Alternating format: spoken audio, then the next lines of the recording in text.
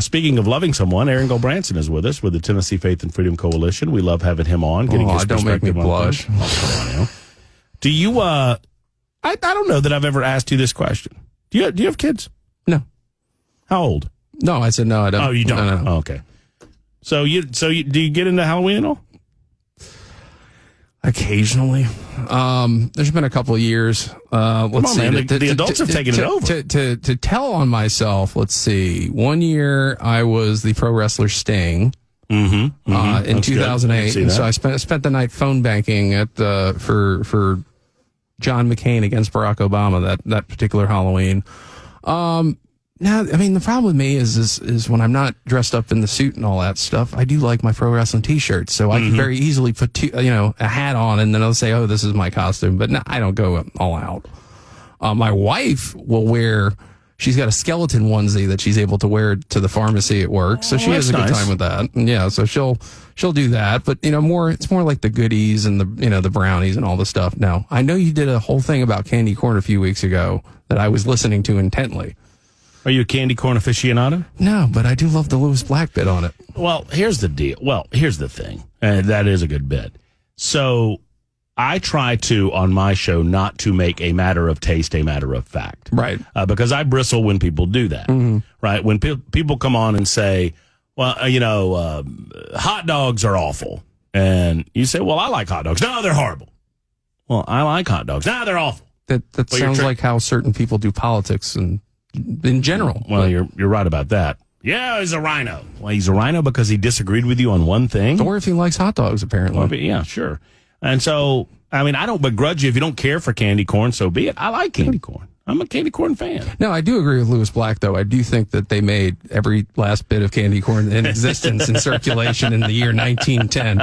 And then at the end of the Halloween festivities, it gets all shoveled back and sent back to the factory and repackaged. Right, they clean it a little bit, put it back in bags, seal it back up, put it on the shelves for next year. Sure, because you can't possibly, Lewis Black is not a fan of candy corn. No. And you can't possibly expect that anyone would actually eat that. Yep. Do you get trick-or-treaters? It depends on where we've been living at the time, but yes, we've occasionally done that, and I'll leave candy around. My mother was incredibly strict as a kid, and I always felt bad for the children who came to the door, and Mom would be like, no, Halloween is evil, no treats for you, but here's a tract with which...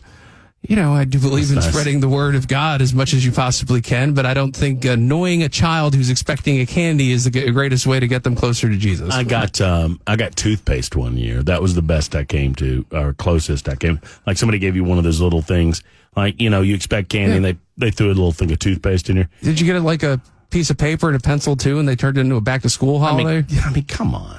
It's just, come on. What are you doing? I just don't give out anything. You could put an amusing sign on the door, Kids used to get, I am told that there was a time where people would hand out money, like quarters. I know. It really is a socialist holiday. I'm getting into this more in the 2:00 hour. We'll get into more serious matters, but I mean, it really is a little socialist holiday. Just a tad bit. People come to my door. Hey, I look cute. Give me free stuff. Where's the government involvement? Hey, I look cute. Give me free stuff. We demand it. Otherwise, we cast you as a curmudgeon and an evil human being. I don't see the government involvement. The societal government. It's a societal thing. Society acts as the government in this. That society insists that you participate in this socialist system. Otherwise, you're an evil person. You want a bulwark against your curmudgeonness, and you're not getting one. Well, here's my favorite Halloween memory while we're doing this. I forget how old I was. I was probably 8. My brother was 10. And my grandfather, we go out trick-or-treating. I was Fonzie that year. That was when I had the Fonzie mask. It was cool. And I think my brother was a farmer or something. Anyway, my grandfather gave him a mag light, one of those big, heavy mag lights, to carry around with us as we were trick-or-treating. And for some reason, I don't know why we went to this house, but there was one house with this dark porch. And they had a spooky orange light on. There was some indication that we were supposed to go on the porch. Otherwise, we wouldn't have it. It's my brother, myself, and probably 3 or 4 other kids. And there was this dude in the corner that was there to scare us. And we didn't see him, of course. And we go up to the door and we knock on the door and everybody says trick or treat. And when we say trick or treat, the guy in the corner stands up and goes, "Ah!" And my brother racked that dude in the head with a mag light. And we all ran. And all I remember is this is a grown man. He was genuinely afraid, right? Oh, yeah, no, we popped him in the head. Well, it's a monster. And so we run, and the guy's like, "Get back here, get back." He's mad, but he's sounding like a monster, and so we just ran. Okay, good. It's good that he made noise, though, because I was going to say, is this the story about how we are not sure whether or not he murdered someone? Well, that's right. That is the story as to how I ended up in this orange jumpsuit. He could have died from a hematoma later. That's true. I mean, man, delayed reaction. Well, we can all hope, because he's sitting around trying to scare little kids, and that's wrong. Awful. Speaking of awful, let's talk about Heidi Campbell. Speaking of things that scare little kids. I had Sapicki on with McCalman on yesterday. And, what did I do this? I haven't touched it. I didn't say you did. Did you do it? No. Okay. Pardon me on the Super Talk TV. We're getting the shots right. I think it matters that we identify where our local and state officials are on these issues, because, these world affairs will affect us, maybe not directly, indirectly. And so I had these two Republicans on to talk about the impact of the Israeli-Hamas conflict on the state of Tennessee. And we've seen some others who aren't coming on the show that have some different opinions on it. Right. Justin Jones is one and Heidi Campbell is another. Tell me why it matters. Well, it matters because you need to know the values that your representatives have, right? I mean, is there something that a state rep or a state senator can do to affect the foreign policy of the United States? No, but you do need to understand whether or not they're condoning the murdering of children, the murdering and raping of women and beheading and all that sort of thing. So that's why it matters. Now, Heidi is one of those that appeared out of both sides of her mouth and spoke out of both sides of her mouth. And what I mean by that is, at the pro-Israel event at the Capitol on Friday, I was there. Tennessee Faith and Freedom supported the event. We helped promote it. And her speech, in my view, was not really pro-Israel so much as it was making oblique references to how much she hates Nazis. And, of course, she brought up the city of Franklin. Now, what did she mean by that?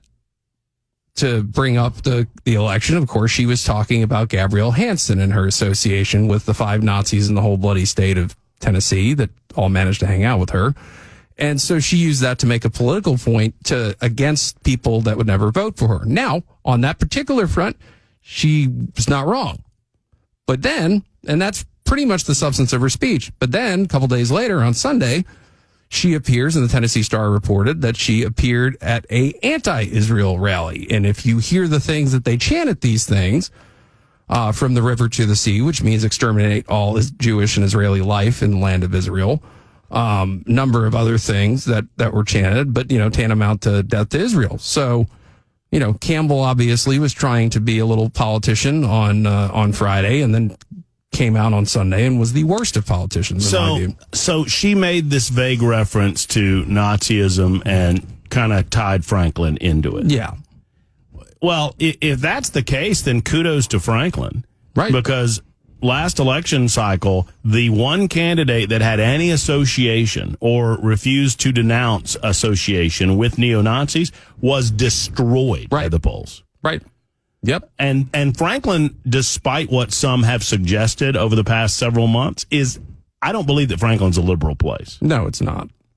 I mean, I understand that as the city grows, you're going to have more diversity of viewpoint, and you're probably going to grow a little less conservative as the population grows. Right. But at the same time, it is not. I mean, there are some during that race that wanted to suggest that Franklin had become Nashville and it was on the precipice of becoming a cesspool or whatever. And these candidates got destroyed because the people of Franklin know that their city's doing pretty well. You had a lot of people, and not to belabor that race but so much, but you had people running in that race, not just the failed candidate, Gabrielle Hansen, that were lying about the city of Franklin, that was saying that Franklin was Nashville, like you just referenced. And then on the other hand, you had Phil Williams, who very accurately reported the facts about Hansen's history, but used those facts to falsely paint Gabrielle Hansen and her cohorts as if they were representative of A, Franklin, be conservatives and Trump supporters in general. Where my differing opinion on that is, I don't believe Gabrielle Hansen, Jeff Feldman, any of them remotely resemble conservatism, remotely resemble anything other than neo-populism, which is basically a way of demagoguing and trying to fool conservatives and Trump supporters and Republicans to make you think they're one of them, but they're not. And so, Faith and Freedom Coalition, myself, all of my friends condemned Hansen and all of those associations from day one, especially when we found out about the human trafficking connection. But what Campbell refuses to do is, so I will call out anti-Semitism wherever it comes from. Sure. And so neither Campbell, Justin Jones, Gloria Johnson, any of them, when they refuse to chastise, and some of them, and like Campbell did, actively participate in these anti-Semitic events.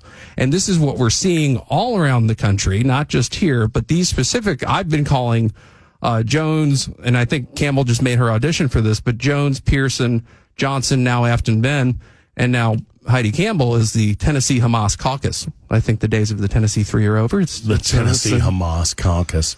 Well, I mean, if you're calling for, as Jones has explicitly called for, as was called for at this pro-Palestinian / Hamas rally, if you're calling for a ceasefire, you're either ignorant, and the results are the same. You're pro-Hamas. Right. Pro-ceasefire is pro-Hamas because it's what Hamas does. And I don't know if you were listening on the way in, even someone like Hillary Clinton understands this. Right. It's fascinating that some of the older school Democrats, and I think Joe Biden went kind of back into the recesses of his mind and recalled years ago what the Democrat position was on these issues, because there was a time 30 or 40 years ago that the Democrats were right alongside Republicans on the issue of being pro-Israeli and pro the state of Israel. And now these younger socialists have just thrown that to the wayside. 20 and 30 years ago, being pro-Israel and being pro-Jew, Jewish community here in the United States was not a left-right issue. 20, 30 years ago, being anti-human trafficking was not a left-right issue, and then on and on and on. This rise of socialism and Marxism in this country has been very, very disturbing, and I think a giant part of it is, if not the entire reason, is the amount of indoctrination that the kids get in schools and at the collegiate level. I did see something the other day, and I can't give you the exact number, but I did. There was a disturbing poll that was released in about 1939 amongst college students at Ivy League universities, which kind of mirrors what we are seeing in that Harvard-Harris poll, where it showed them that the plurality of college students in the United States support Hamas and think they're justified. Well, in 1939, the plurality of college students polled supported Hitler. Didn't Time magazine? I think Hitler was Band of the Year at one point. He was Time magazine, yeah. That's and it's frightening where we've come, and it's frightening the level of ignorance. I saw a video last night on the campus. It wasn't Boston College, but it was somewhere in Massachusetts, where, and for the life of me, and this led to a conversation with my wife and I about this. I don't understand the mentality of a human being that would walk around the United States of America and pull down flyers that show photographs of kidnapped children that were kidnapped by Hamas and taken by Hamas into Gaza and hidden in Gaza as hostages. Right. Children, grown people, grandmas, the whole 9 yards. And we still have hundreds unaccounted for that are believed to be hostages. And so I don't understand the mentality of someone that would take it upon themselves to walk to a wall. You know how on college campuses they have these wall of flyers and guitar lessons and whatever, and pull one down. And a guy caught a student pulling one down and said, "Why did you pull that down?" I put it up there. "Oh, I'm trying to look at it more closely." She lied. Yeah. And then eventually it led to him confronting her. "Why are you doing that?" And she refused to answer him. She said, well, the only thing she said was his propaganda. And he said, "No, it's not propaganda." He tried to engage her, and she just walked away from him. And I've been asking a question that I think is similar in its nature. When you're walking down the street in Nashville, Tennessee, screaming "Free Palestine," what do you mean? I don't understand what that means. Well, I mean, you just got to listen to what they say, and it means the extermination of the Jewish race from the area of Israel. I mean, they use the same language. They talk about colonization. I mean, it's repetition. The ironic thing is the Marxist left and all these people chanting, the anti-Jewish stuff, they use Goebbels' playbook, which is repeat the same thing over and over again, and sooner or later people are fooled. And the younger audience, that's what they're fooled with. They have no sense of history. They don't know that, for example, the term Palestine was never used to describe the area of Israel until a Roman emperor decided after the second insurrection to take away the Jewish national identity and call it Syrian Palestine. And then they didn't use it in the modern age until the 1960s when, and mind you, they also don't know that Israel was attacked on its very founding. They don't know that Israel gives warning in advance of its retaliatory attacks. It's never been an offensive attack. They don't know that after, 1948, 1967, they had a big tract of land called the Sinai Peninsula. Well, they voluntarily gave it back to Egypt in 1979. They don't know that Israel has offered statehood to the so-called Palestinian people. And again, I say so-called because of the history of the term. But the so-called Palestinian people in 2008, I want to say, and 2000, and it's been rejected every time. The terms of a two-state solution to the Arab world and to the so-called Palestinian people is not acceptable. They want Israel eradicated from the river to the sea. And nobody, if you were to actually understand all of that I said, would ever dare say that the Israelis don't have a right to defend themselves. And now, but there are people that would just say, oh, that's all a bunch of hogwash. But it's history. It's all true. It's there to be found. Well, and more broadly, I love these groups of people that determine who the colonizers are and who the colonizers aren't based on their pen in the arc of history, right? Yeah. Right? So they determine at what point the proper people were on that stake of land. Right. And anyone coming afterwards is improper, and they just ignore the history of the creation of Israel. And as you said, the war that ultimately the state of Israel was about to be created, and there was a civil war that broke out on that region of property, which led to what we have today. Quick time out. Aaron Gulbranson is with us.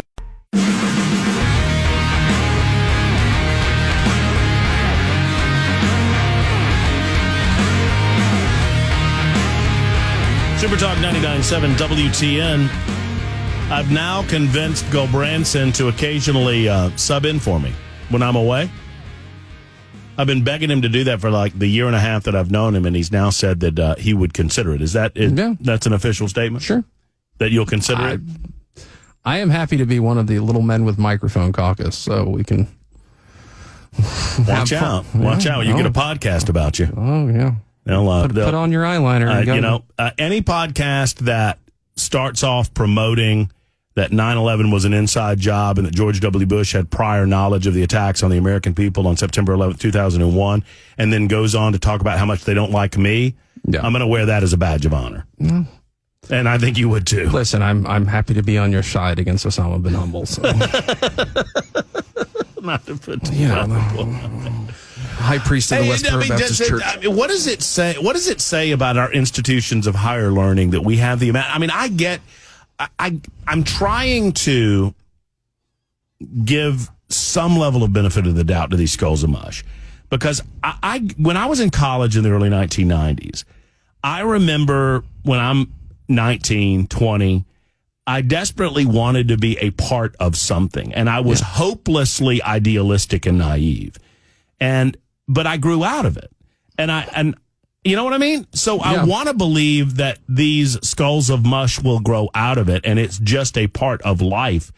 But the level of ignorance that is involved in, for example, being a part of the gay or transgender community and supporting a group of people that would kill you if they had the opportunity is amazing. Well, and mind you, of course, anybody who supported the anti-child mutilation ban like we did and the keeping the kids out of drag shows was called by people like Heidi Campbell hateful Christians who hated gays and blah, blah, blah, blah, blah.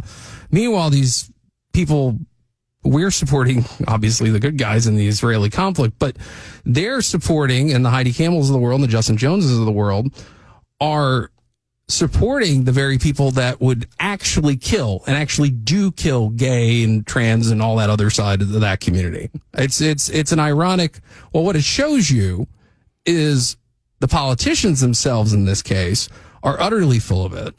Now, the kids, I won't give a pass per se. I can understand it better because they're ignorant. They've been indoctrinated for decades, right? Well, and forget about, I mean, for the gay community, the transgender community, set that aside for a minute. Don't forget about it, but set it aside for a minute. Let's just talk about females.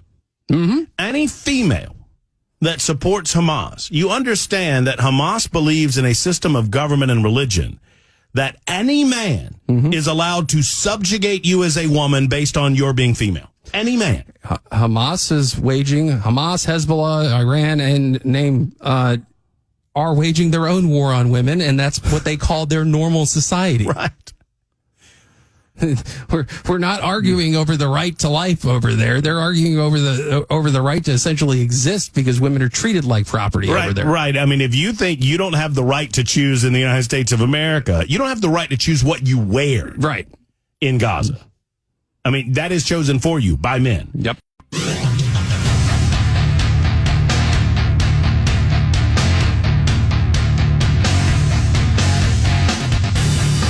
Super Talk 99.7 WTN, Matt Murphy and you, along with Aaron Gulbranson of the Tennessee Faith and Freedom Coalition. Before I lose it, as we could talk about the Israel-Hamas war for the next hour and a half, but I don't want to get away from what's happening right here in the state of Tennessee. I know that it seems like the off-season for most of us with regard to the General Assembly. However, believe it or not, folks, it's November tomorrow, and that means that a lot of lawmakers are figuring out what bills they want to go ahead and pre-file and getting ready for the January General Assembly. I would imagine that the Tennessee Faith and Freedom Coalition, building on some of the successes of the special session, have some ideas about what we need to do to improve the laws in the state of Tennessee. Talk to me about it.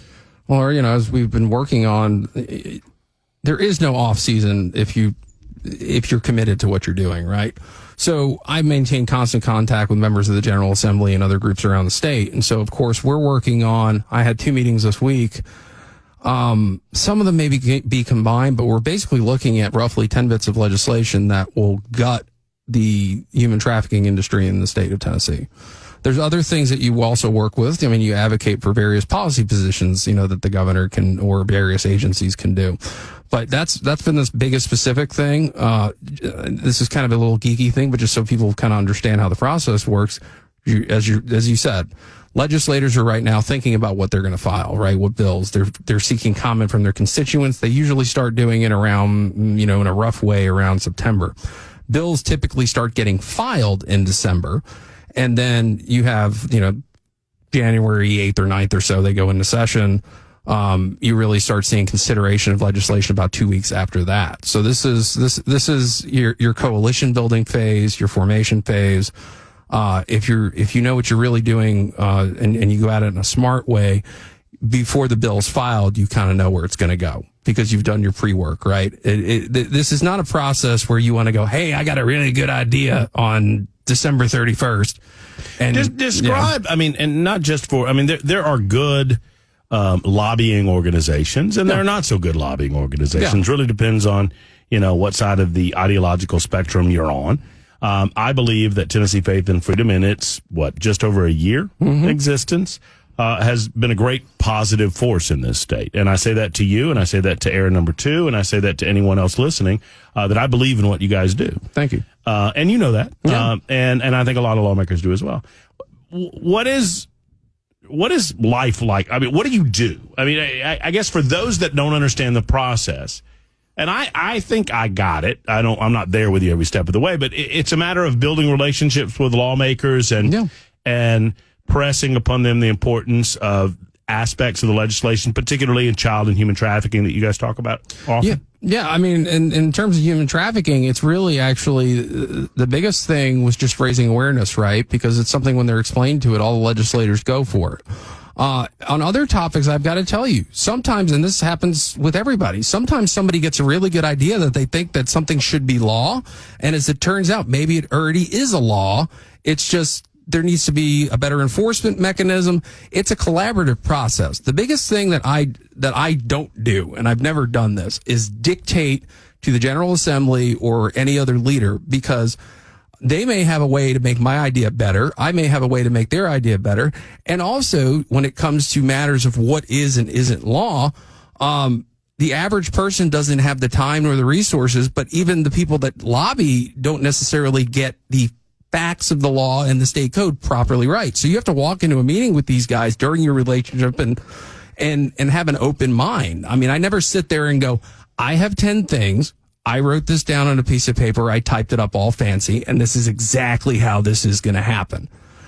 It's a collaboration. Have we mentioned some of the entities and people in the state of Tennessee that engage in purity politics, and it's detestable to me. Yeah, because I think you're in the business of dividing people and creating enemies, as opposed to creating coalitions of friends to achieve.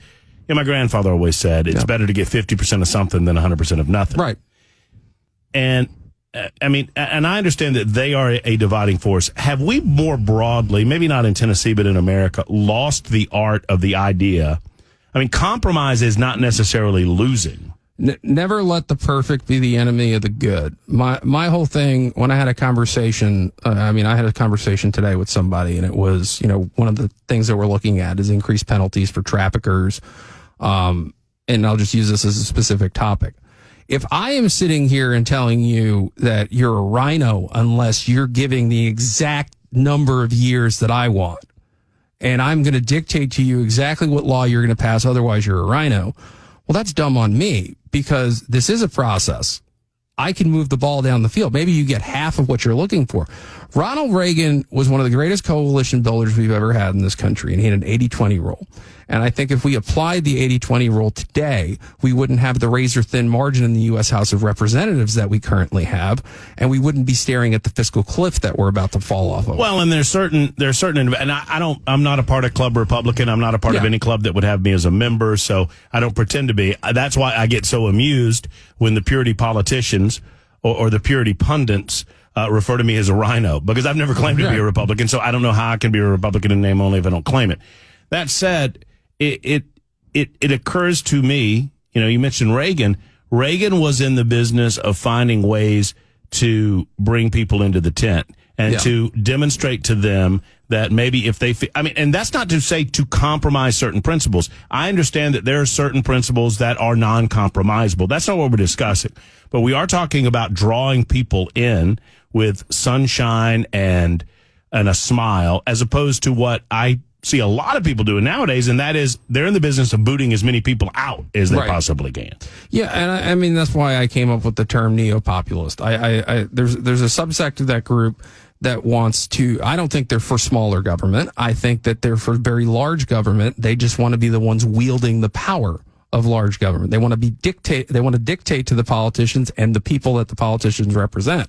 And that's a very dangerous thing. But if you are willing to work with us to further the ball on, and especially an issue like child and human trafficking, why in the world would we call you any number of terrible names and then expect you to help us?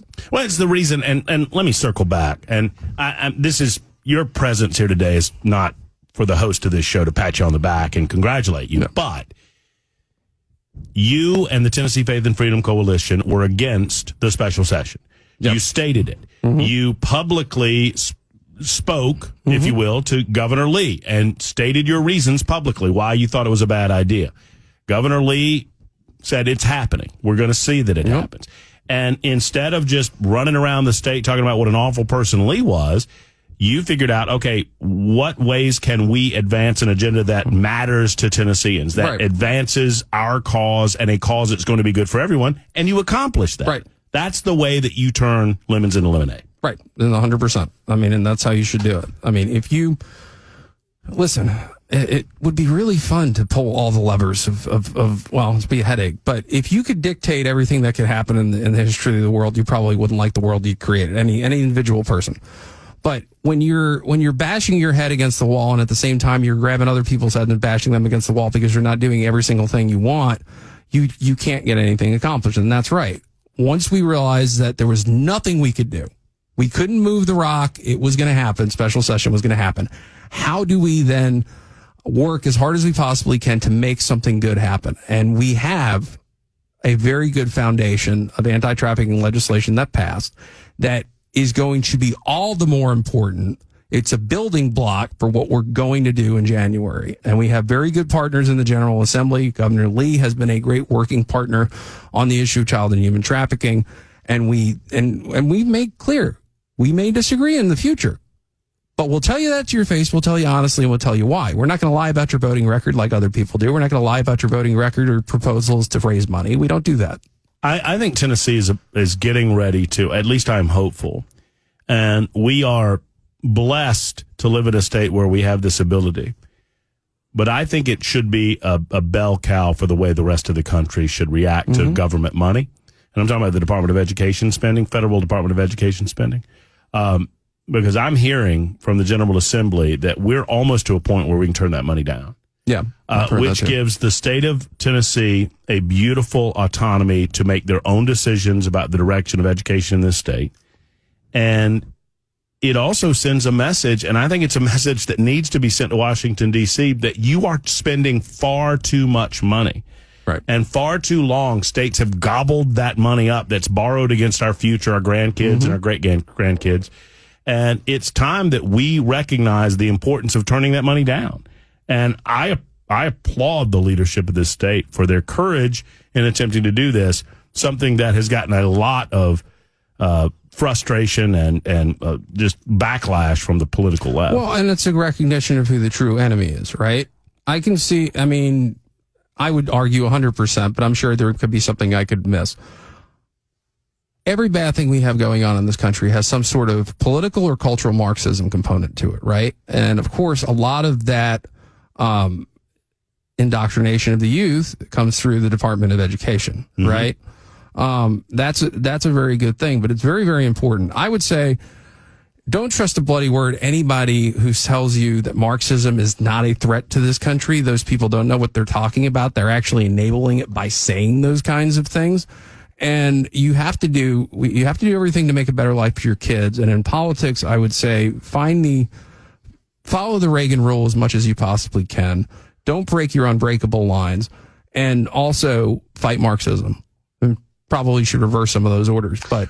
Well, and just to use another example out of the headlines from yesterday, the states that are attempting to deny Donald Trump access to the ballot, those states are engaging in Marxism. They're engaging in a system of government that is not the American system of government. Right. To deny an individual honest ballot access after being elected by groups, Republicans in this case, to be their nominee on the ballot. It is wrong on its face, and it's Marxist on its face. And of course, as you can see, the left, the Marxist left, and those neo-populists that act like them engage in the very same tactics that they accuse their opponents of doing. Stacey Abrams, repeatedly said the election was stolen, the election was stolen, the election was stolen. I think she said she was governor for a while, right? Something like that. But, and then as soon as President Trump or his supporters say those things, oh my gosh, it's wrong. It's, I could play you, I have it up on my Twitter feed. I could play you, I think it's 24 minutes of Democrats, election denying Democrats. But this was about the 2016 election, right? But that's different. And they also said that in 2000. I think some of them said in 2004. Oh, wait, it's every time somebody with an R next to their name wins a national election. Well, that's different. That's free speech, after all. Right. That's a different matter altogether. Trump's the nominee, right? Yeah, 100%. Pence left. Right. Because for whatever he was, he's the former vice president of the United States, believe it or not. He was running for president? Yeah, I know. I was as shocked as anybody. By the way, you want to know a little fun tidbit? Sure. Local and national connection. Apparently, Gabrielle Hansen has paid about $52,000 to Jeff Rowe Axiom Strategies. And Jeff Rowe happens to be the consultant for Never Back Down, which is Ron DeSantis' super PAC. So what? The consultants take on a variety of different clients, and I don't want that to be taken as an attack on DeSantis whatsoever. But it's kind of funny that what a weird little small world, shall we say? Should we, if you are conservative, libertarian, if you are anti-Marxist in any fashion, should we keep DeSantis in our back pocket, though? I don't think DeSantis is a bad guy. He's a little more of a politician than I had hoped he would be. I think, and this is no disrespect to anybody else, but I think Ron DeSantis' term as governor has been at least top 5 in the history of the United States. I mean, he's a great governor. I don't want to turn him into the enemy because he's not Trump. He's not. And yeah, let's be clear on that. If you're one of those people listening right now that goes in the Twitter wars and you're calling... If you're a Trump supporter and you're calling DeSantis supporters rhinos, and if you're a DeSantis supporter calling Trump supporters rhinos, stop it. Yeah. It's stupid. This is going to work itself out, and we don't have to pretend that Ron DeSantis is soiled goods because he's going to get his brains beaten in by Donald Trump. No, he was taken advantage of by bad consultants, and he turned out not to be the most charismatic guy under the sun on the national stage. We had hoped that he would be. He hasn't been. He's kind of coming off as a little nerdy. I just think the raw honesty of Trump, whatever you think about him, pushes these other politicians into being that rawly honest with the American people. Otherwise, by comparison, they look political. Right. Mike Pence recognized over the weekend that it wasn't his time. He's the most prominent name, not the biggest candidate, but the most prominent name to do that thus far. Who's next? I mean, how quickly are they next, I guess? I mean, believe it or not, and for those of you who think that why is Murphy asking Gulbranson about the presidential election, it's November, people. Yep. There will be voting in 3 months. Yep. Well, you probably see... Is Tim Scott even still in right now? He is. No, he'll be out at some point. I think your final 4 are Trump, DeSantis, Haley, and Ramaswamy. Vivek, who we did an event, calling for the release of the manifesto, and I appreciated his interest in that very, very much. He's been a little bit all over the place on the Israel issue. I think he surged a bit, but it's kind of going back down. Usually what happens is you have your front runner, Trump. You don't use archetypes, but you have your front runner, Trump, who wins. Then there's the presumptive second guy, but they usually wind up dropping out before the very last holdout. So I would say DeSantis probably drops out after after Iowa. Yeah, some of the also-rans will stick in there. And then you'll have, Vivek maybe because he can self-fund to the very end, or Nikki Haley's probably the last one to drop out, actually. Let me throw a bomb right in here, right as I have to say goodbye to you. You ready for the bomb? Sure. Vivek is a non-starter for me now. You know why? Why? His Alex Jones interview. He did an interview with Alex Jones on his podcast. Anyone that would give that scumbag a platform, you're dead to me. That's just me. That's just me. For the life of me, cannot figure out why he did that. I know, and I know that a bunch of whatever. I'm happy to fight you on Alex Jones. Happy to fight. Now, Alex Jones is one of those guys. Not you, but no. Well, I mean, we're not going to fight over Alex Jones. I share your opinion. One of the worst things was years ago when I was broadcasting. I found out the guy who was on at midnight was Alex Jones. I almost resigned the station over it. I got to go, otherwise they're going to make me resign. I'm going to end up in this. I know. I hear you, Aaron. Thank you. Thank you.